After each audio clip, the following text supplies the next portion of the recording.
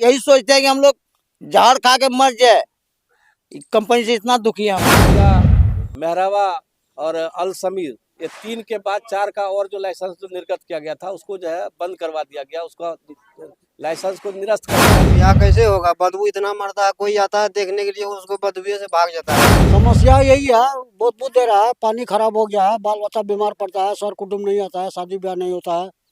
दर्जनों बार हमने फॉरबिसगंज स्थित जो हललिया पंचायत में कई बूचर खाने हैं उसकी चर्चा हमने आपसे कई बार की है। आज हम बूचर खाने के महज 100 मीटर की दूरी पर हैं। अपने सहयोगी से कहेंगे दिखाए, बूचर खाना यहाँ से महज 100 मीटर की दूरी है। यानी 100 मीटर कितना कम दूरी होता है ये आप भली भांति समझ सकते हैं।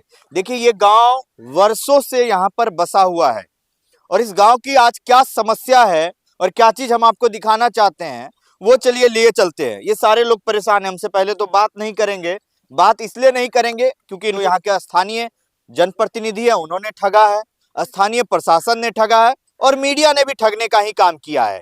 यहाँ पर आते हैं, इनसे हर बात को निकलवा लेते हैं, बुलवा लेते हैं और उसको फिर पैसे में जाके कन्वर्ट कर देते हैं। और जनरल ऐसा ही हुआ है इन लोगों के साथ, इसलिए अब ये लोग बात भी नहीं करना चाहते हैं मीडिया से, ठीक है। लेकिन जो आज हम समस्या आपको दिखाना चाहते हैं वो देखिए समस्या क्या है। ये अभी घर है, ये कोई परिवार का घर है और इस गांव का नाम है संत नगर सुखसेना। मतलब जो संत महात्मा हुआ करते थे या संत महात्मा जो होंगे वो इस गांव में रहा करते हैं। देखिए इस गांव में आपको एक चीज दिखेगा, थोड़ा सा नजदीक जाएंगे तो वो मक्खियां उड़ जाएगी। मैं कहूंगा सहयोगी से दूर से दिखाए।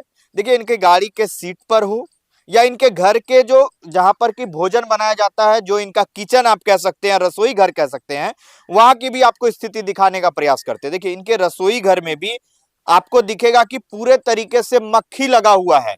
अब सोचिए कि जब कोई महिला या कोई यहाँ पर जो महिलाएं होंगी, कोई बहनें होंगी, जब वो खाना बनाने के लिए बैठेंगी तो किस तरीके का उनको समस्या का सामना करना पड़ता होगा। अब देखिए आप वहां चूल्हा देखें, उन्हीं का जो वो होता है, ग्रामीण क्षेत्रों में सिलवट होता है जिसपे कि मसाले पीसे जाते हैं, उनपे भी आपको कई सारे मक्खी मतलब क्या दिखेंगी।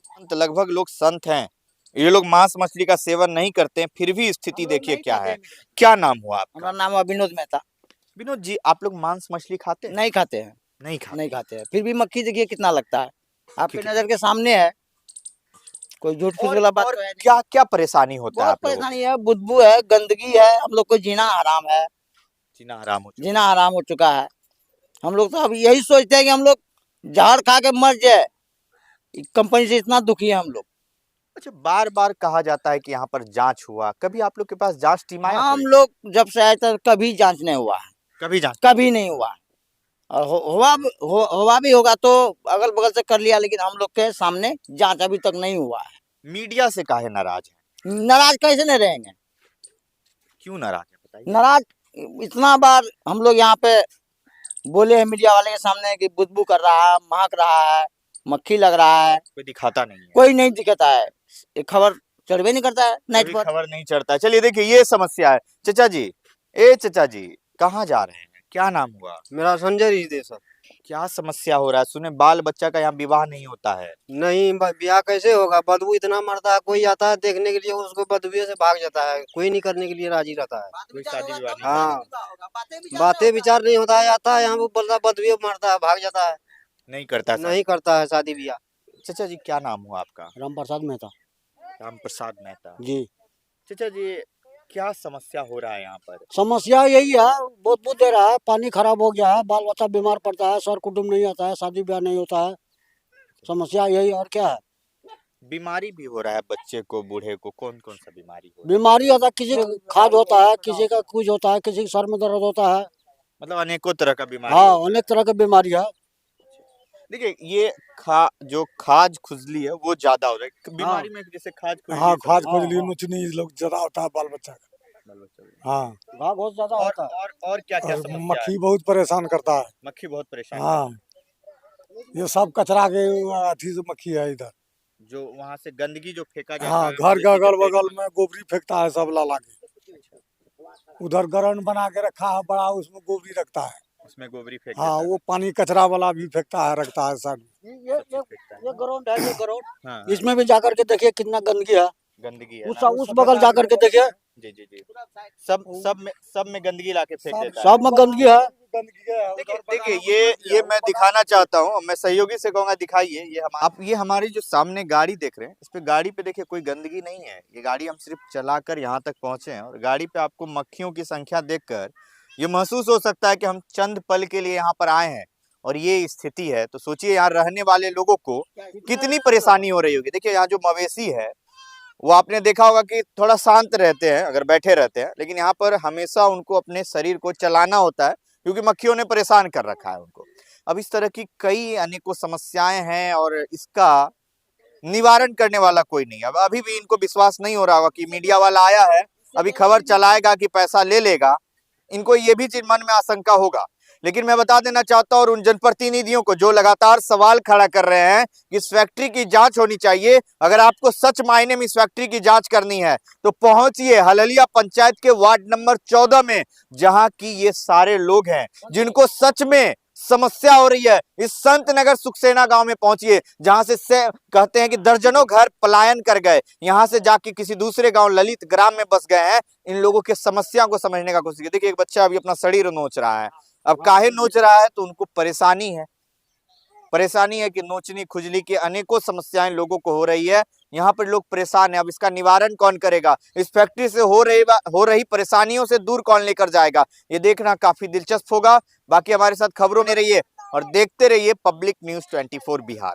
देखिए मांस फैक्ट्री का जो पशु वधशाला है हलहलिया पंचायत के सुखसेना में, तो उसको लेकर करके हम लोग 2015 से लेकर के अभी तक जो है विधानसभा में मामला को लगातार हम लोग ला रहे हैं और सरकार को हम लोग बार बार जो है वहाँ के लोगों की जो संवेदना है उस संवेदना को जानकारी सरकार तक हम लोग पहुँचा रहे हैं। बावजूद जो है सरकार के द्वारा जो निर्देशित किया जाता है पदाधिकारी को, पदाधिकारी यहाँ से खाना पूर्ति करके भेज देते हैं। यह दुर्भाग्य है और हम लोग सदन में जो है कोई कोर कसर नहीं रख रहे हैं, लेकिन जो भी पदाधिकारी इस तरीका का कुकृत्य कर रहे हैं, चाहे वो मानवीय संवेदना को जो है दरकिनार कर करके और लिपापोती कर करके भेज रहे हैं, तो उनको भी जो है याद रखना चाहिए कि नया जनरेशन जो पीड़ित हो रहा है, वहाँ ऐसी परिस्थिति जो बन रही है, तो उस परिस्थिति बनाने में उनका भी जो जितना योगदान दे रहे हैं वो इस कुकृत्य के लिए, तो भगवान भी उनको माफ नहीं करेगा। लेकिन आपको यह बता देना चाहते हैं कि जो मांस फैक्ट्री जो अभी लगी हुई थी उसमें 4 पशु वधशाला का और लाइसेंस दिया गया था। जो इतना विरोध के बाद जो है वो 4 पशु वधशाला जो जकारिया, मेहरावा और अल समीर, ये 3 के बाद 4 का और जो लाइसेंस जो निर्गत किया गया था उसको जो है बंद करवा दिया गया, उसका लाइसेंस को निरस्त करवाया गया। अगर ये प्रक्रिया हमारी नहीं रहती विधानसभा का, तो मुझे लगता है कि इस क्षेत्र में जो है और भी पशु वधशाला खुल सकते थे। लेकिन सरकार का कान खड़ा है और सरकार इस पर जो है संज्ञान लेगी, देर से ले सवेर से लेगी। और मेरा जो कर्तव्य पथ है उस कर्तव्य पथ के पीछे मैं कभी भी हटने वाला नहीं हूँ, जब तक कि हम इस पशु वधशाला को उखाड़ के फेंक नहीं दूँ। और आने वाले समय में यहाँ की जनता देखेगी कि पशु वधशाला कैसे हटा। अगर पशु वधशाला नहीं हटेगा तो मैं खुद आंदोलन करूंगा, या मैं चेतावनी दे रहा हूं।